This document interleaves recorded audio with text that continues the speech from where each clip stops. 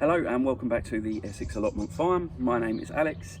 This is my commercial market garden where I grow for my veg box service, my farmers markets and some local chefs.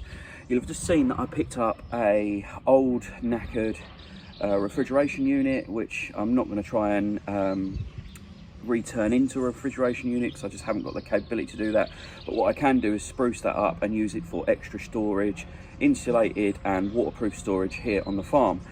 I got it for free. A person reached out to one of my posts in one of the local community groups on Facebook where I was just talking about my volunteer day, and he said, do you want it? It's just sat on my land, it's not doing anything, I can drop it off here for you. And so he gave it me for free. Excuse me. Right, let me go and show you what I plan, or where I plan to put it.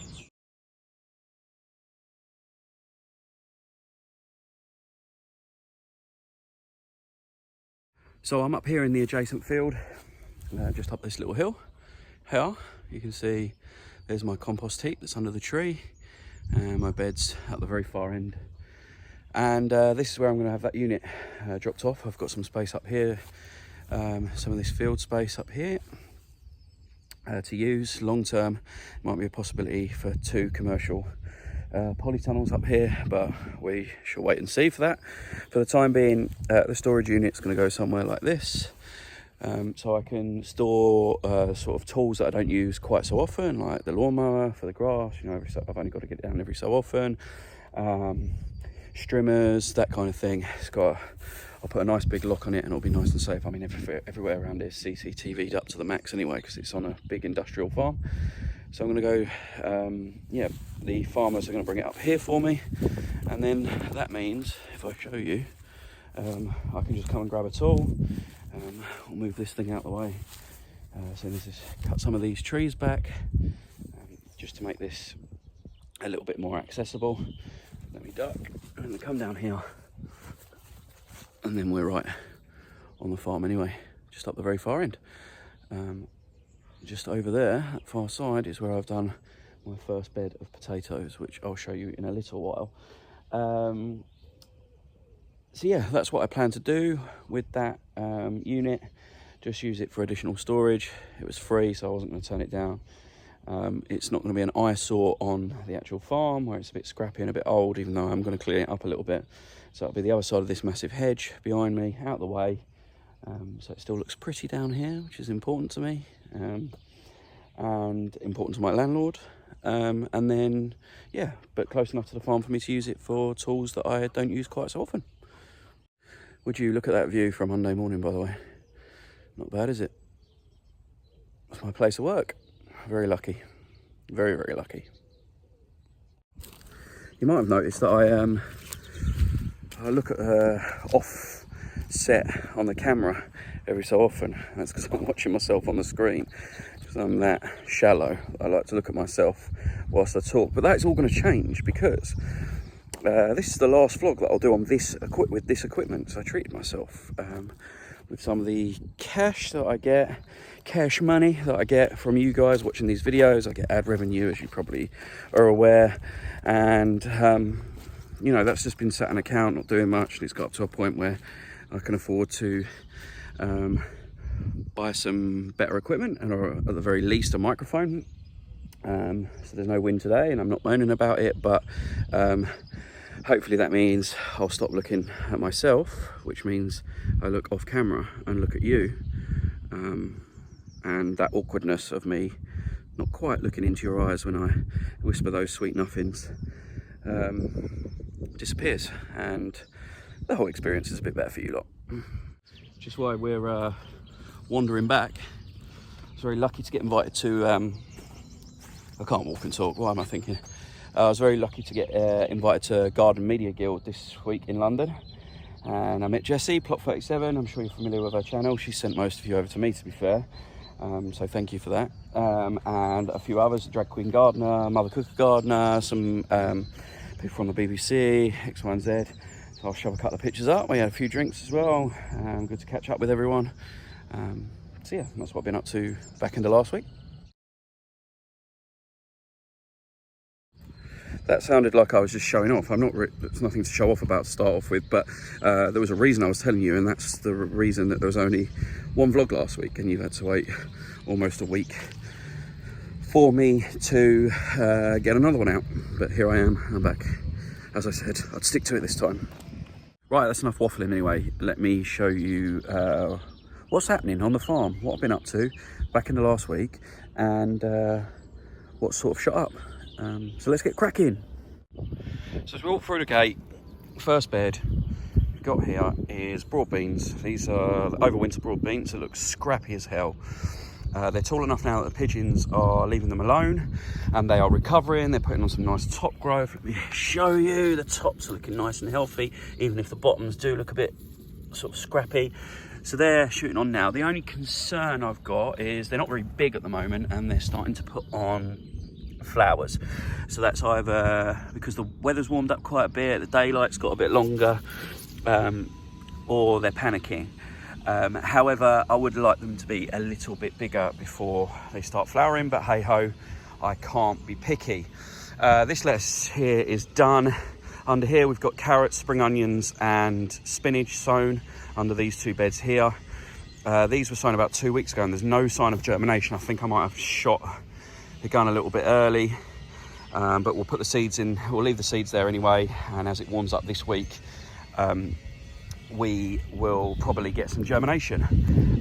This bed here, which is the last one that I'll be using this year, so I won't be using these two beds here. I've obviously covered this one already. This one here, because it gets too wet. That's my tulips. And I'm going to finish off this bed here with a few more cut flowers this season. So we managed in block A strawberries to get some of them, so this whole side here, we managed to get them pruned.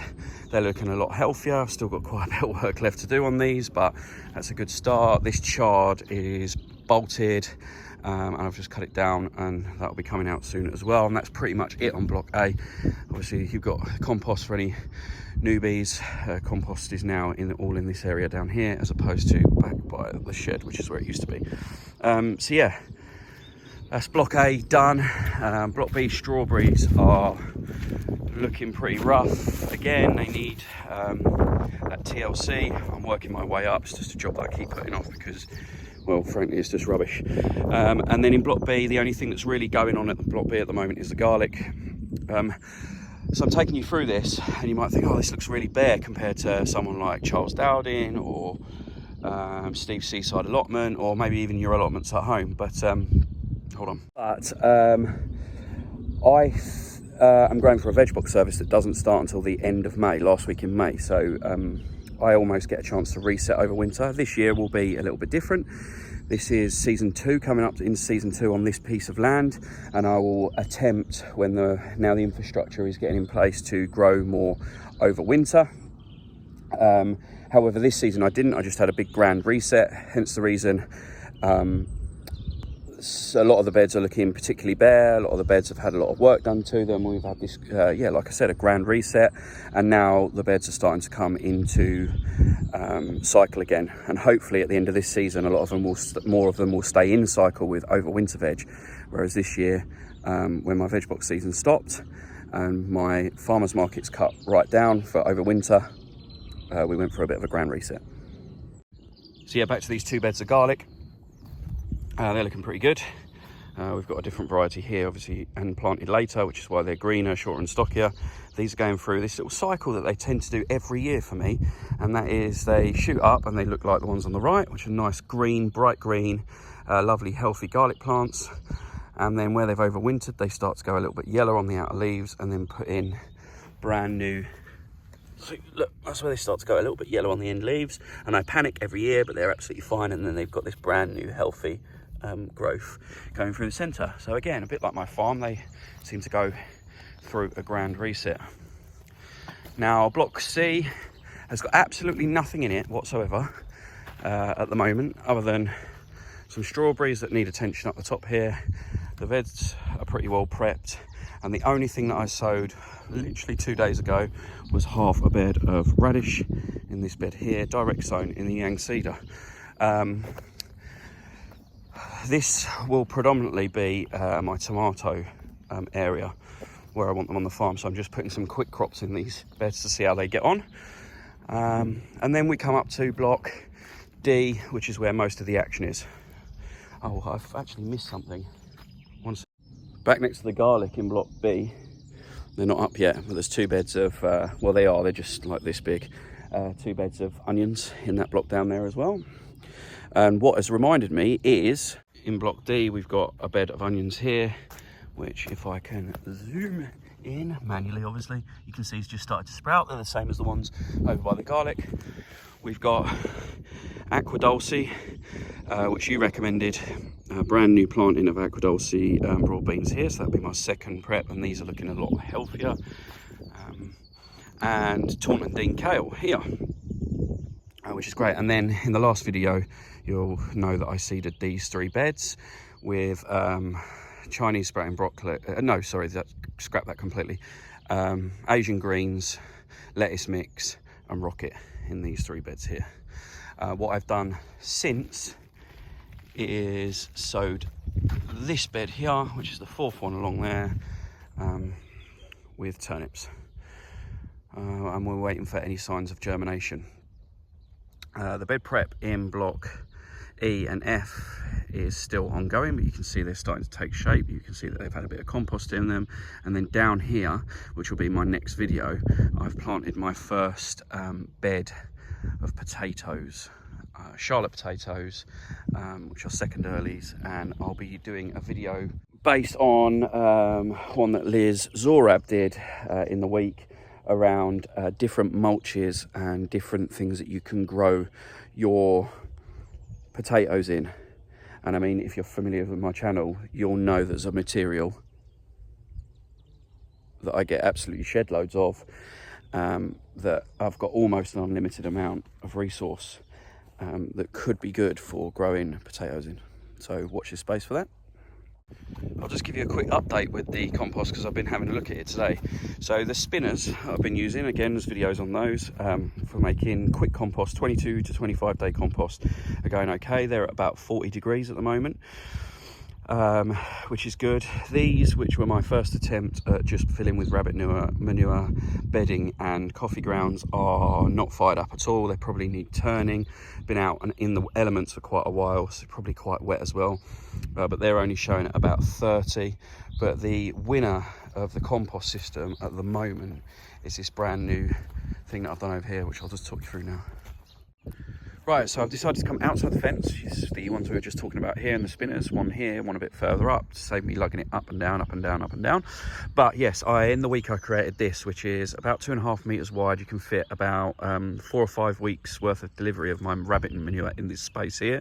Obviously it's open fronted, so it's a lot easier to use.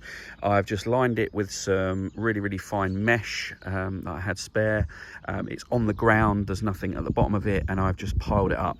As I piled the rabbit bedding, manure, urine and a tiny bit of coffee grounds I had left, I wet each layer so it's nice and moist, and then I've opted to cover this one to see what impact that has, as opposed to the ones that I've got over here that are uncovered. And obviously the spinners are covered, but it's 120 litres, whereas this is, you know, eventually I might get tons and tons of compost from this kind of system. I was really busy in the week, so I didn't film me making it, but it's just using the perimeter fencing, which I gave a bit of extra wire to, just to give it a bit more strength. Like I said, I lined it with netting, and I've just created a bit of shape to it using 2 pallets that I've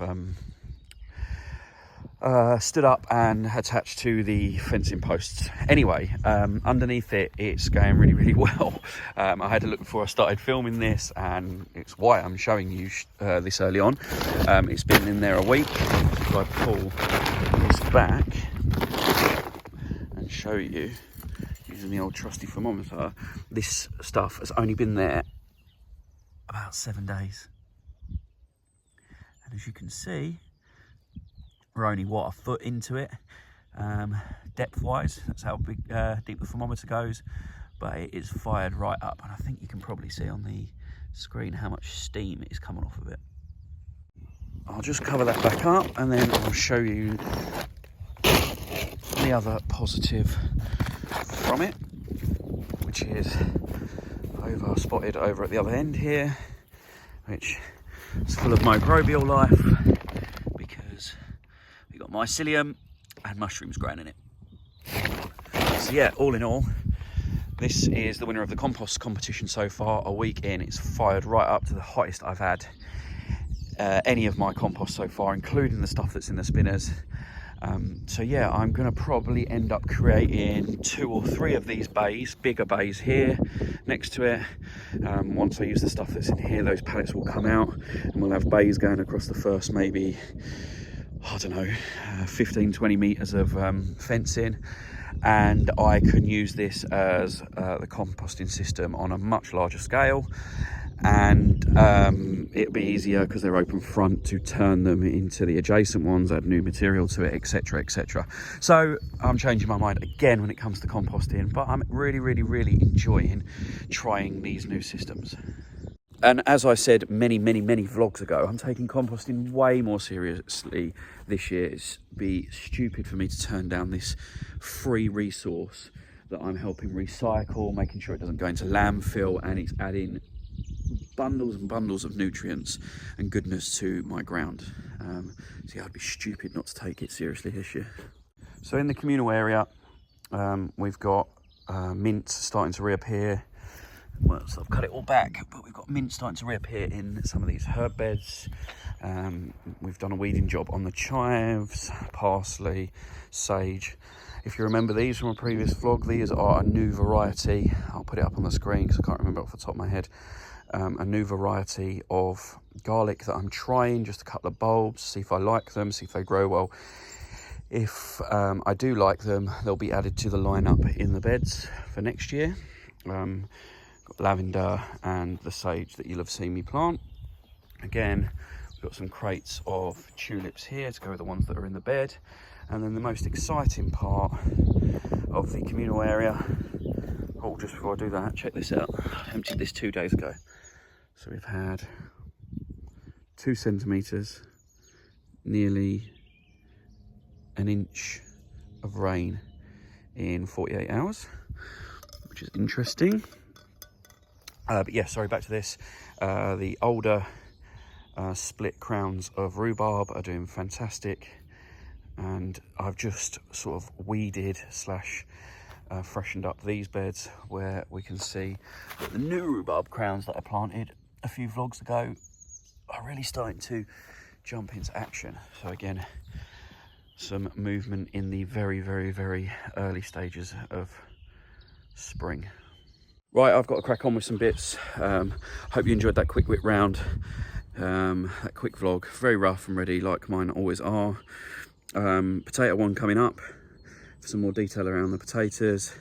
And then hopefully in the next vlog I'll be able to show you some of the germinating. And then I've got a seedling update, which is huge. I haven't even touched on that. I've got tens of thousands of seeds sown back at home in the greenhouses, which I need to take you through, which I'll try and get those vlogs out over the course of the next week or so. But thanks for watching and have a good one. Bye bye.